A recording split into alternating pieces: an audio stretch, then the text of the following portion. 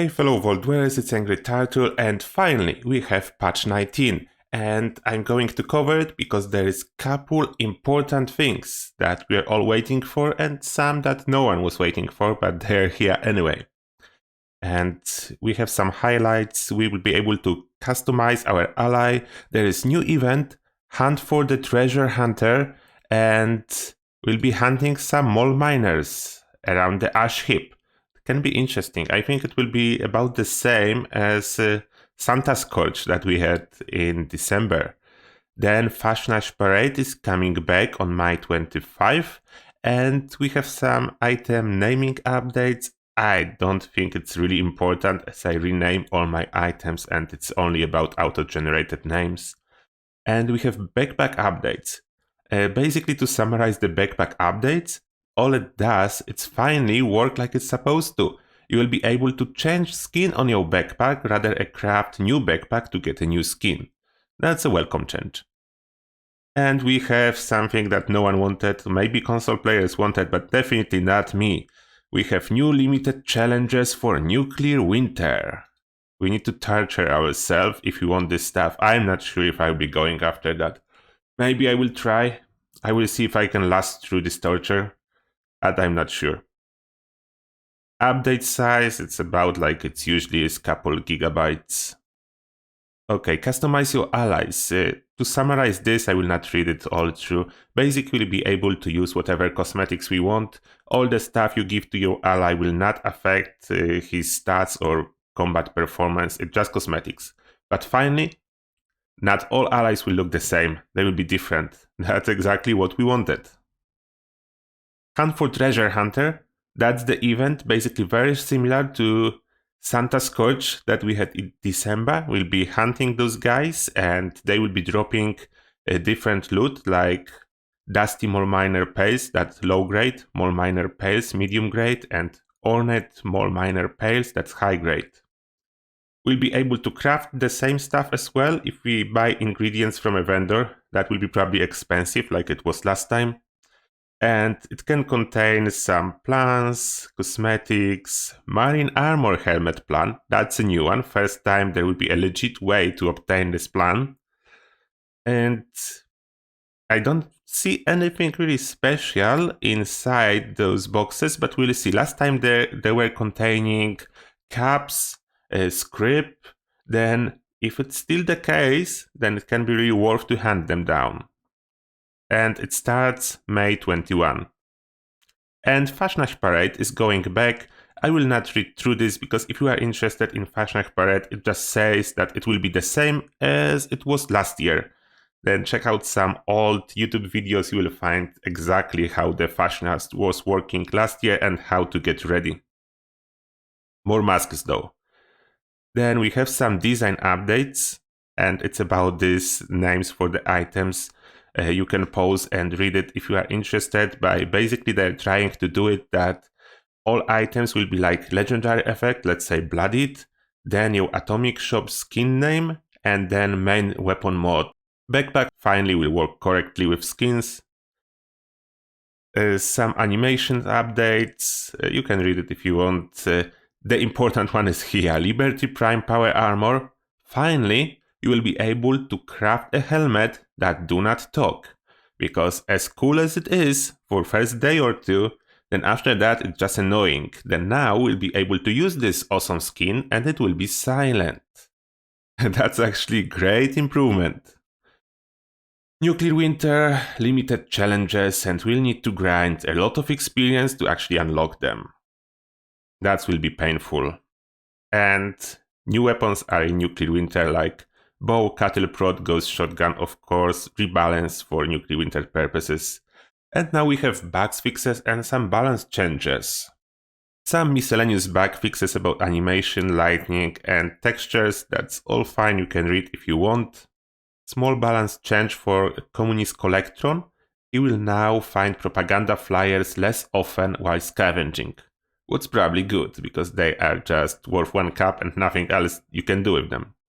And what everyone was waiting for, exploits related to display cases and vending machines were fixed. then most likely machines will be unlocked and we can use them again and no more duping. For now. There are some miscellaneous changes to the cost of light bulbs, specifically in your camps. And another important change, it's about turrets. Finally, the issue where your turrets were targeting camp objects was fixed. We're waiting a little bit for this one, but it's fixed and it's really good to hear that. And even more important stuff, combat. There was those nasty bugs with stealth, what I was advising you what to do and what to not to do to avoid them. It's not important anymore, it was fixed. According to this note, we'll check in-game, but receiving stealth from multiple sources at once, like the Escape Artist perk card, Stealth Boys, Chameleon Armor, etc., no longer causes enemies to instantly detect the player. That's actually awesome change. Maybe we can use Escape Artist again with a stealth suit. That will be great. And we have Vats, some Vats fix, but my problem with Vats was that shots with 90% hit chance were totally missing. This says something totally different, but we'll see. If they already did something to Vats, then maybe they fixed the missing shots as well. But what it says in here, I will read it. Changing the body part selection in Vats while using charging weapons like bow or ghost weapon no longer causes the next shot to hit the previously selected body part. It's really strange. What I was experiencing, my Vats shots were not hitting the target at all. Then I had a totally different issue, but we'll see. Maybe it fixes it as well. Oh, and now that hilarious bug that we had for a while and Captain Noob covered it as well, Blood Eagles will no longer drop weapons that have nuclear winter mods as loot. That was hilarious, yeah, really. The weapons with 300 or more range because of nuclear winter reflex sight on them. Yeah, that was fun one. And some miscellaneous fixes you can read if you want. I not intend to read every single fix because it's a long list. And we have another exploit fixed that was allowing players to grind some tadpole and possum challenges repeatedly for rewards. Not possible anymore, that's a good thing. Some workshop-related challenges fixed, only 18 workshops now need to be claimed. And we have Secret Service Armour fix. Finally, you will be able to fix it above 100% condition. That's an important one. It was an issue for a lot of players because it was not possible to go to your workbench and fix it to 200%. And another one, this was already famous. I never covered it, but it was well known. It's an exploit that when you were using like a Gatling laser and you inspected your weapon, it was always giving you a full fusion core to this weapon. Even if you like run out of your cores, totally zero core, then you when go to inspect the weapon, you were given a full core. Then it's not going to happen anymore. It was fixed. And another stuff that's very important, it was fun when it lasted, jetpacks.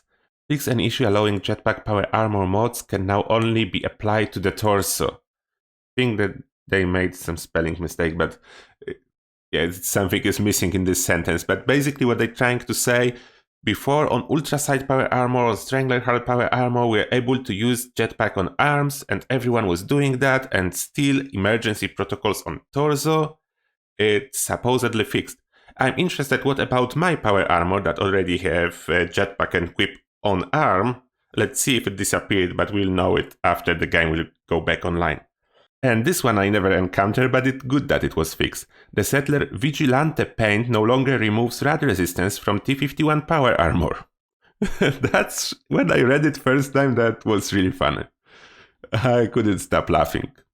Some fixes to Secret Service Under Armor. It will be correctly under Armor category. I hope it will fix issue and we'll be able to mod it as well to get a shielded version of Secret Service Under Armor, as it's very expensive and so far it was just cosmetic that you cannot see. Some changes to the requirements. If we want to mod Ghost Shotguns, we'll need Science Master rank 1 perk card. Another important fix, a little bit late, but good that it was fixed. Commander's Daggery's final quest now correctly awards a level 50 Vats unknown alien blaster to characters over level 50. That's good that they fixed, because one of my characters get its level 20 version, even though all my characters are above level 100. And this one I'm really happy they finally fixed this spelling mistake, because there was so many questions about Gatling gun. I was getting, Turtle, Gatling gun says it's a fire rate of 400. It was fixed now. It says it's fire rate of 20, like it always should do. Took 1.5 years to fix this one, but they did it eventually. Patience, guys, patience. And some small fixes for NPCs and dialogues, and multiple fixes to performance and stability. Supposedly, it will be less crashes for servers and for client. That's good, always good. A lot of small improvements to quests, and some bigger improvements, like back on the beat, it will be on our maps again. It was for whatever reason not starting after last patch. Now it's supposed to be fixed. Some exploits were addressed, basically allowing to grind infinite reputation with raiders, and another exploit allowing to do daily for settlers more than once per day. It's a little bit late, but it's fixed now. Some fixes related to the quests that were preventing you from progressing. What's good, if you are stuck on any of those quests, try again. You will be able, most likely will be able to progress your quest line now. As you can see, there is a lot of fixes. I will not read all of them. 2 sound effects fixes and user interface. Oh, this about the crosshair is actually one that was quite annoying. Now correctly changed to an open square when passing over placed items that the player can interact with or pick up. Yeah, that's good, because it was quite weird when this crosshair was not changing when you were actually able to interact with an item. Then I'm happy that they reverted it or fixed it. And that's the welcome one. Fix several issues that could cause the favorites menu to suddenly appear while emotes menu was open. Then we'll be able to normally access emotes most likely all the time now. Press and hold was fixed as well. Holding the action button to equip, learn or consume an item in the world now works more consistently. I'm a little bit afraid of that works more consistently. Then it is still lag-based, but you have more chance that it will work. Or I'm reading it wrong, I don't know, but the spelling of this is very interesting. And this, I really hope it's working. Sorting. The spoil sorting option now correctly organizes 8 items by their remaining condition. It will be great to actually be able to see what food is about to spoil and eat it fast before it will spoil. Some fix for Tactful Search. If you don't know what it is, it's basically you choose what kind of scrap you need, you mark it for search, and then magnifying glass will appear next to these junk items that contain this component. Then it was fixed. And that's a big one. Trade. Players can now inspect items when trading with other players. That was missing and it's finally added. You know what you are buying. And for the final, we have couple fixes related to Nuclear Winter, but nothing about fixing issue with cheaters. Then I'm not really hyped about Nuclear Winter. I would rather see this mode gone or move to consoles only. So I don't want to be tortured playing on PC, but no worry everyone. When the new consoles will be out, I'm gonna buy 1 or 2 and I will play Nuclear Winter with you and without cheaters. And that's it for today's patch notes. Let me guys know what you think. Are those good? It's exactly what you expected? Are there something missing that you really want to be fixed or changed? Nothing about magic weapons though, then probably they still work. And let's see how these Vats perform. I hope that stealth and Vats is properly fixed now. That's what I'm counting for. That's my biggest 2 points from this patch notes, but we'll know soon when the servers will go back online. And see you guys in the world and in the next videos. Thank you a lot for watching. Bye bye.